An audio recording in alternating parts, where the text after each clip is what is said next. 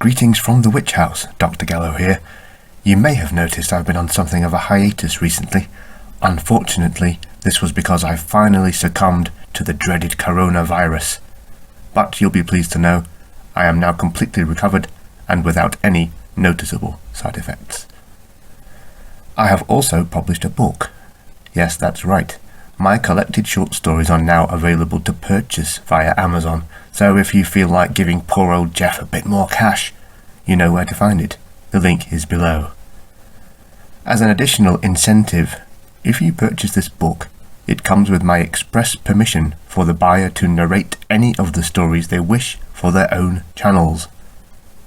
One story that appears in Nightmare Season is coming up now, featuring a very special guest appearance by one of the queens of the horror community, my friend and yours, Lady Spookaria herself. May I present a fantasy body horror that will leave you squirming. Gorgon Hunt. "It sleeps out there in the cave by the lake," the innkeeper told Holan earnestly. "Nobody went in comes out again. That's why we've no guard, sir. It killed Justicar Pugh and his son, and then was the only law we had." Holan didn't doubt it. These backwater Justicars weren't worthy of the title. Soft farmers all.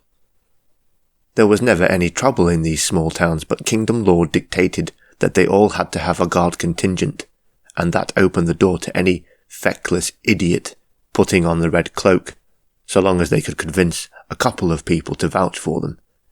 Not one that Holan had met was fit for the job. Not like him. The innkeeper went on. "The buggardly thing got some poor travelling girl a month back when she went to fetch water. Her poor mother was so distraught she died in her grief."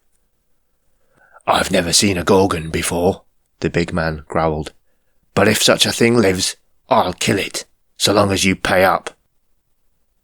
His eyes fell on the innkeeper's daughter as she put another ale on the table before him, and they lingered on her rump as she made her way back to the bar. He locked eyes with the innkeeper again. "And if you don't, I'll find another way to make it worth my while." The other man understood and nodded frantically. "We'll give you all we can afford, sir." "Good. Tonight I'll have meat, more drink, and a bed. I'll go in the morning, and I'll bring you back a Gorgon's head for your mantle." The innkeeper nodded again and chose not to voice his concerns about the hired brute getting drunk the night before he went off to fight their monster. He probably knew what he was doing. Holan had made something of a reputation for himself around the hills and valleys of Ostmouth as a man adept at killing. He'd learned his trade as a Justicar himself, until a few too many bodies had started piling up, and the city had quietly let him go. He didn't see that it mattered when some of the scum he'd had to deal with ended up cold before they could see the end of a rope, but his boss had seen things very differently, and now Holan was freelance, making a living in the death of beasts and monsters like this supposed Gorgon.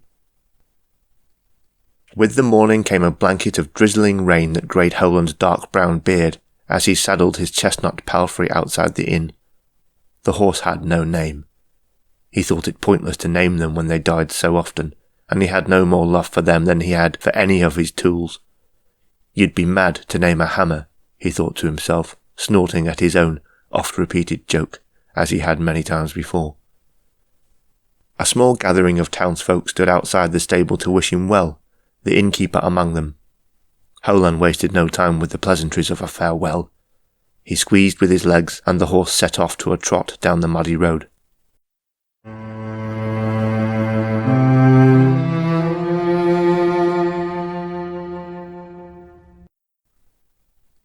Following the innkeeper's directions, he veered from the path into the woods after an hour, slowing the horse to duck under branches and better avoid unseen pits and traps.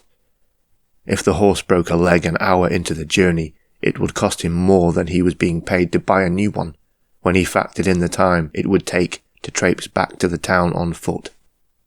They broke the tree line and soon made it to the shore of the next landmark the innkeeper had told Holan about without incident, a great blue lake at the edge of a cliff face. The sun was shining now, and he reckoned it would dry him out by the time he reached his destination. They were 2 hours into their journey, and he estimated it would take another 2 to get to the other side of the water, where the cave, and its monster, lay in wait.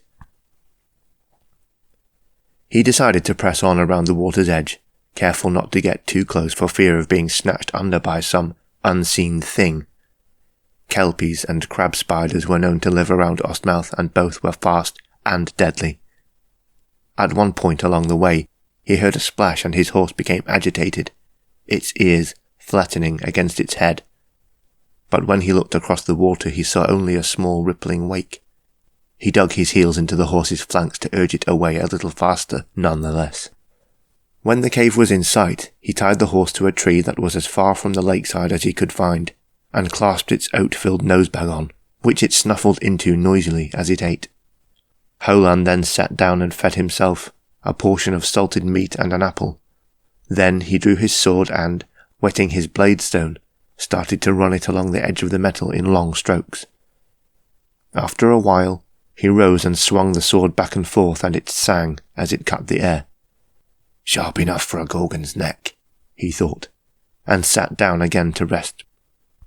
Once the late afternoon sun had made its way to the other side of the cliff and left Holan and his horse to cool in the shade, he began his final approach to the monster's lair on foot. As he walked, he recalled what scant information he'd been able to glean about Gorgons before he'd made the journey to the village.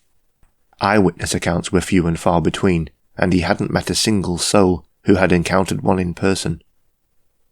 He'd finally visited old Brigid, as so many did, for her advice was legendary and her price modest. She'd tell you how to kill anything if you kept her cup full. Brigid's body was a tapestry of her exploits. Her left eye was now completely white like her hair, blinded by the slash of a claw that had scarred her from brow to cheek. Her chest, arms and legs were a patchwork of old wounds, healed holes and gashes made by beak and tooth and horn over the years. But even she had managed to avoid Gorgons during a lifetime in the hunt. There's 2 things I know for sure, she'd told him across the tavern table.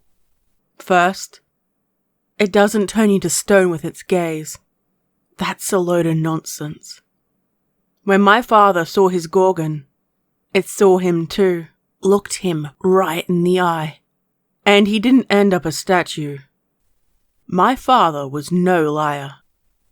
What's the other then? Holan asked, refilling her cup with the bottle between them. She smiled. If you kick it off a high enough cliff, it'll die. Like anything else.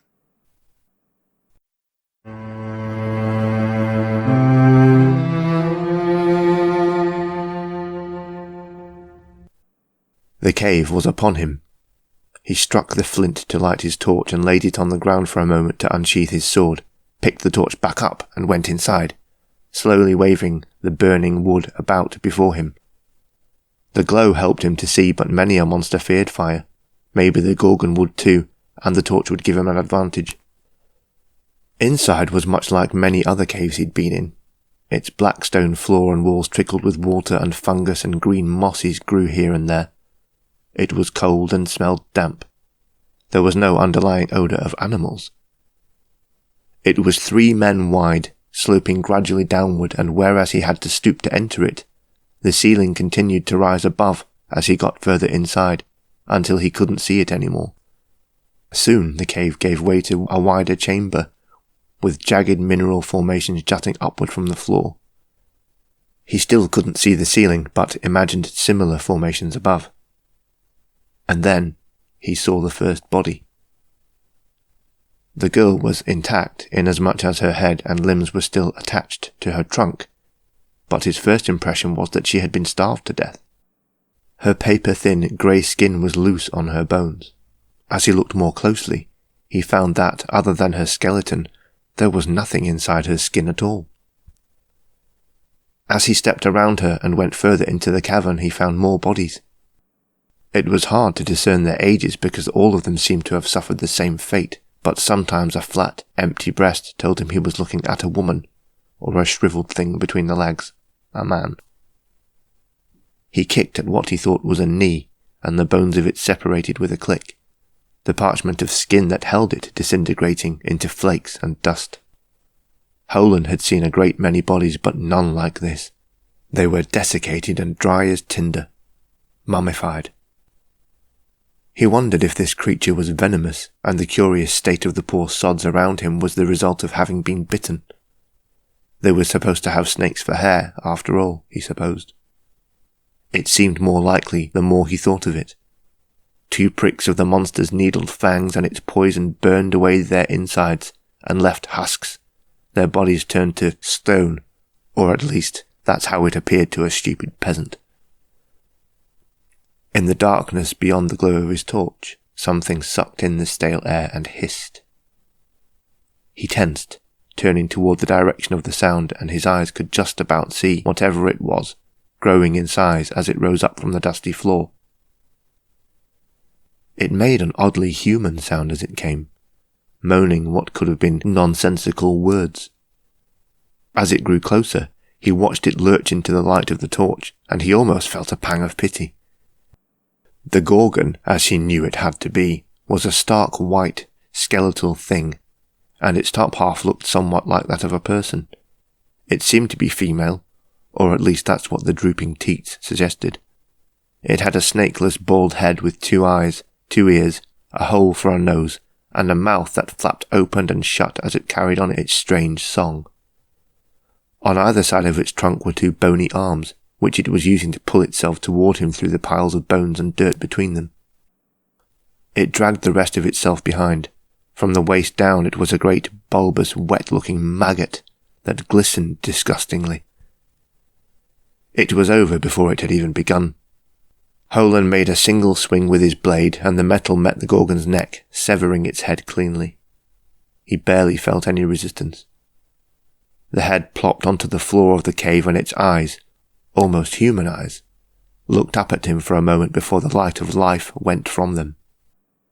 The thing's body began to twist and writhe, the arms jerking around like a string puppet, and the awful fat whiteness below the torso snapped back and forth abruptly into a horseshoe shape, which slowed until no more movement came. With its head kicked carefully into the burlap sack he'd brought to carry it in, he sheathed his sword and made his way outside. It was still light, but wouldn't be for long, he knew, so he decided to set up camp for the night, where he found his horse, still tethered to the tree.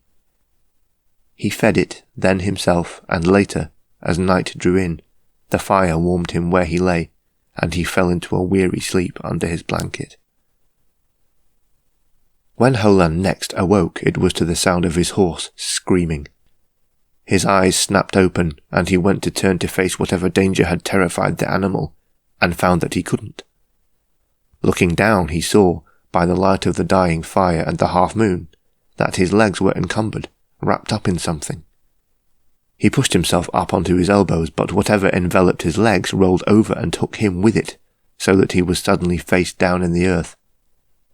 The thing crept further up him, and he went further inside it. Craning his neck to look back, he saw that it was almost at waist level, and he realized, to his horror, that his sword was trapped inside it along with his legs. This fleshy, larval thing, he realized, was the lower half of the Gorgon. It had squirmed its way out of the cave and found him, and somehow it had swallowed his legs.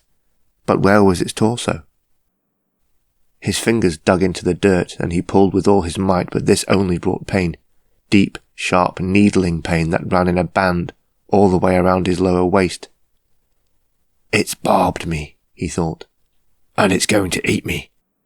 The creature rolled once more, and he was on his back again.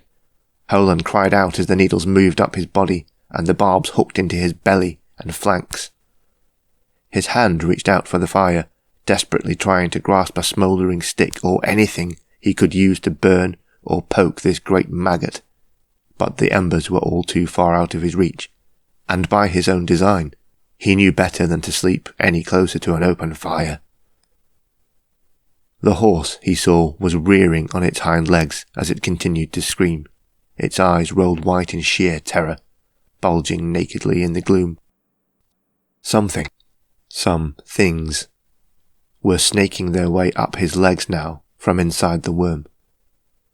He tried again to turn and pull away, but the barbs were too deep, the pain too great.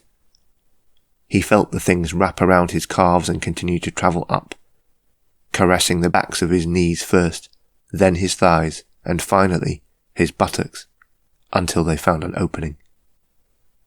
He grunted and gasped as they pushed and wormed their way inside him. As they went deeper, he felt them split and strand into strings that coursed their way up his colon, into his stomach, then into his gullet.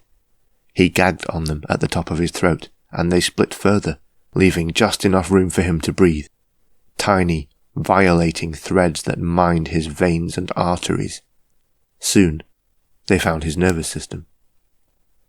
The thing that the peasants had feared as a Gorgon of legend was, Holan realized, as it started to take control of him, a parasite.